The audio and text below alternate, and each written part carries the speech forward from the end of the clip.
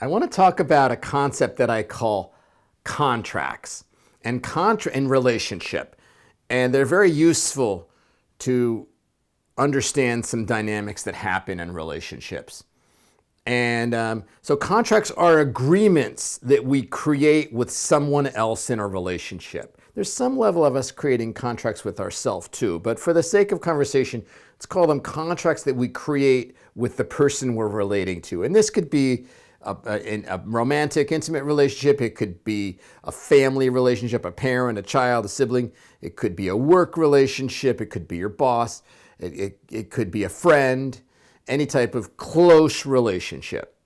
Okay, so when we create a relationship, all relationships are contractual, is my premise. And so when we create a relationship, we establish agreements or contracts in that relationship. So some of those contracts are conscious and some of them are unconscious.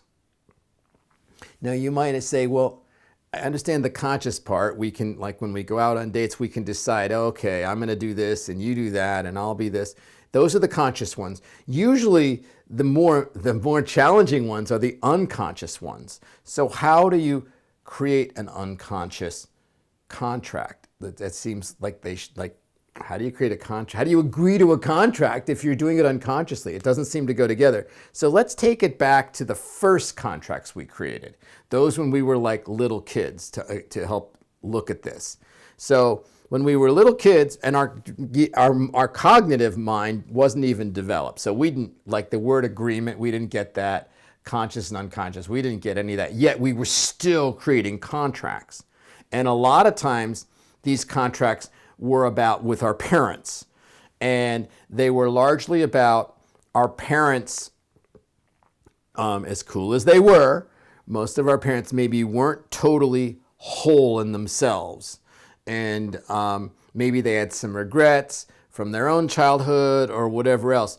And so they had a need for us to be a certain way. And perhaps that need, unfortunately, was not to be ourselves, but it was to be something what they needed us to be.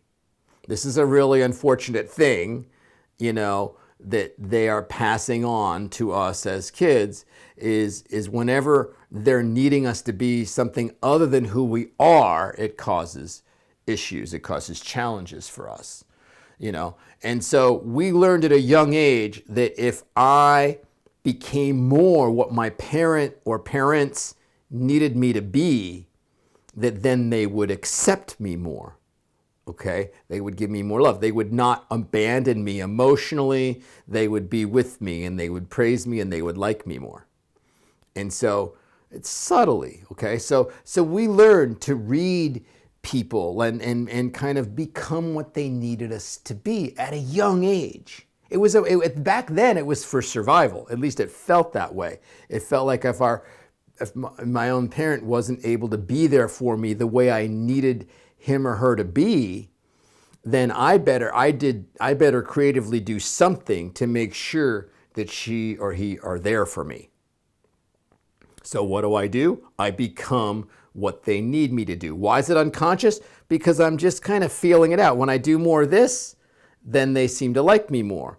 So I'll do a little more of this or a little more of that. I'll be a good boy, or I'll act out for negative attention, or I'll do this or I'll do that. Whatever it is, it's like I'm doing something that gets them to be attending to me and them to be accepting me.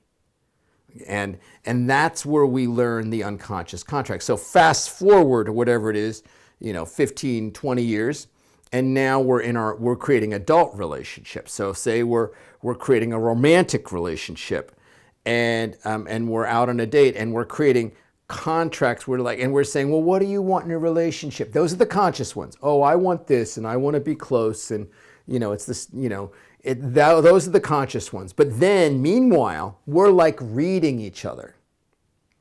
Because perhaps I'm dating and perhaps I have some self-worth issues. Maybe I'm dating someone that seems cooler than I, or maybe they're a little more higher on the attractiveness scale than I see myself being. And so I want to close this deal, right? I want this person to like me. and I'm afraid that, she might get away. So I'm going to be putting my best foot forward, and then I'm going to go back to that instinctive thing that I learned when I was a little kid, and I'm going to start, becoming what she needs me to be.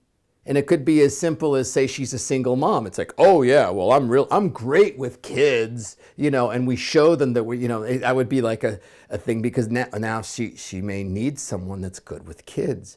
So this becomes my kind of ticket in the door, right? If I become what she needs me to be, chances are she goes out with me and she won't leave me, which my belief systems tell me maybe she'll leave me. And so this is a way that we create unconscious contracts.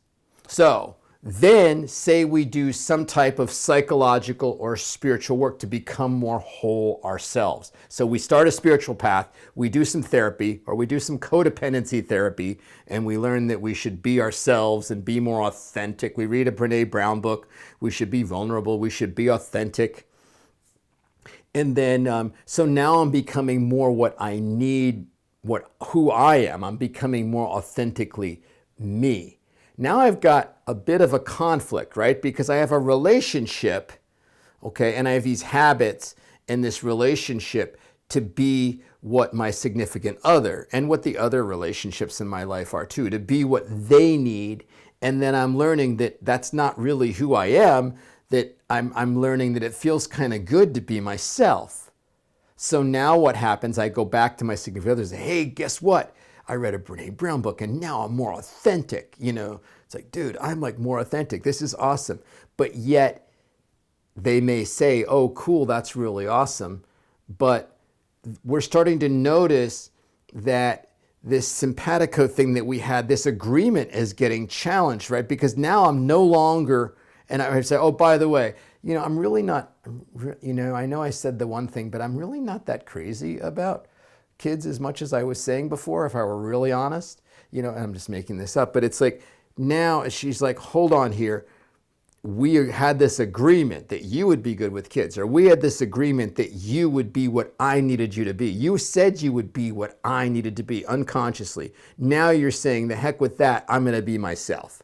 So that's going to stress. So I'm breaking the contract that I created with her. Not only that, but I'm breaking the contract that I created with my parents. Okay, so deep inside, the internalized parent and all that, I'm breaking that contract, and I'm breaking the contract with my current relationship and my other relationships too. If I was being a people pleaser, I was probably doing that across the board. Okay, so now I'm saying, you know what, I'm not going to do that. And so then I get a choice. It's like, am I going to stay what she needs me to be, or am I going to be authentic to myself?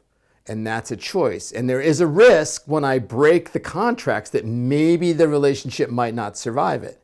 What I would suggest is the healthy way is I'm a little biased, but what I've chosen to do over the years is to stay authentic to myself and then invite this person and the other people in my life too, not just the significant other, but my siblings, and I say, you know what, now, I want to create some new contracts with you, because now I'm different than I was 5 years ago. So I want to create some new contracts, and I'm more like this, and I would love to connect with you and love you in this way so I can be more authentic.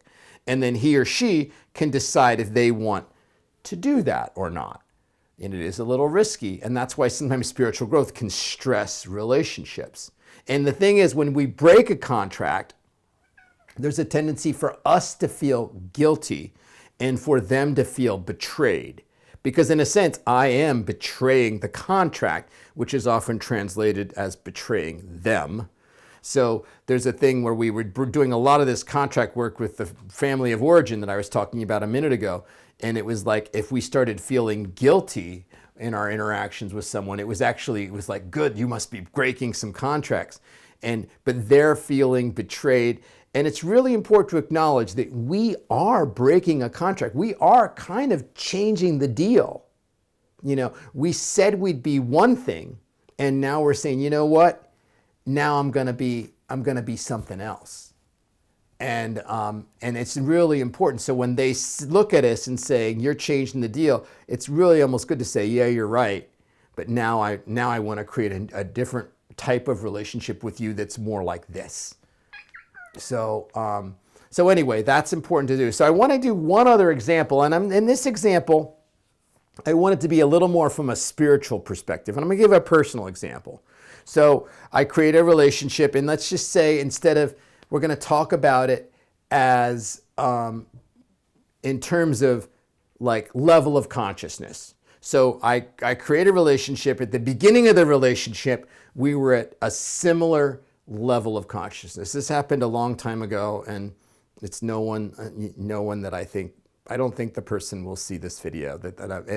She may not know who she is anyway. So anyway. We created a relationship at the beginning, and we were at a similar level of consciousness. And we're vibrating together.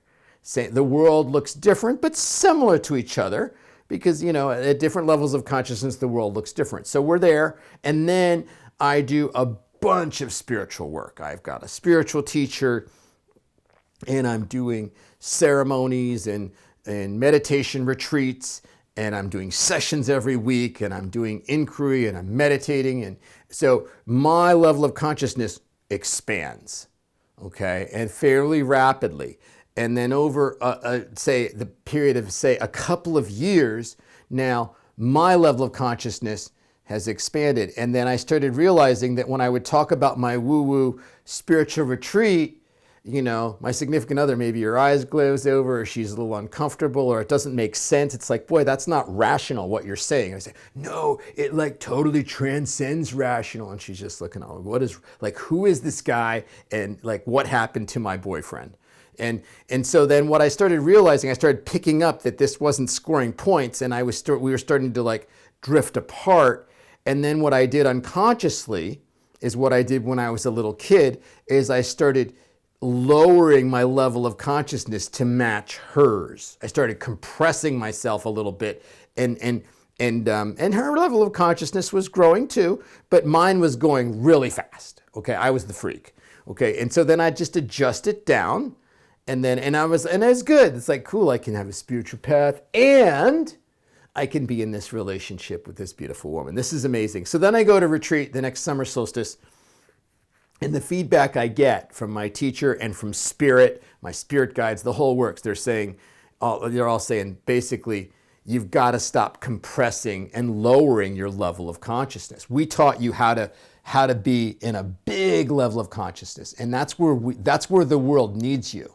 You need to shine your light. You need to be you need to be in your big level of consciousness. And it's like you've been compressing, and it's like, oh dear, like, yeah, I've been doing that so I can keep the relationship peaceful. And they're like, yeah, that's no good. She's great, but it's no bueno to shrink your level of consciousness like that. Now I got a challenge, because I got to almost choose. Back to that choice, do I choose my significant other, or what I chose to do in the example is I chose to stay in my bigger level of consciousness and try to create a new relationship with her, and when my consciousness was the way it was. And unfortunately, in this case, at that point, she gets a choice, right? Like, she can, expand her level of consciousness, or she can learn to accept me the new way that I am. She can choose. In this case, she did not choose that, and the relationship lasted, another 6 months after that, and then kind of didn't last anymore. And so that's a way. Now, this is really important, because a lot of people here, this becomes the end of their spiritual path. Although there's not a right or wrong. It's not wrong to choose to stay with the girlfriend and keep your consciousness at a similar level as theirs, which may be slower than what you're actually doing. That's not wrong, but it often has an inhibited effect. It's maybe not the right word. A limiting effect, we'll just say, on your spiritual growth. Okay, and so therefore it becomes limiting. So I've seen people that have been like almost scrapped their spirituality because it was creating too much stress in their marriage, or their other relationships. And they didn't want to risk continuing.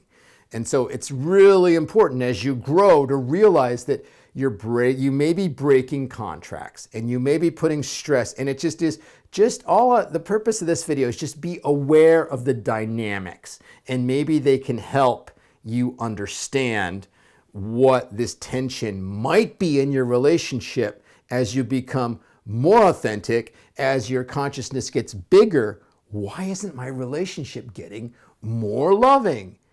Well, it is in one sense, but then also there seems to be more tension. Maybe this is why. So that is my video for this week. Thank you so much for watching. I hope you really enjoy your week. And as your week goes on, just maybe think about what some of your agreements might be, both in the relationships that you're in and maybe when you were a little kid. And I will see you in a week.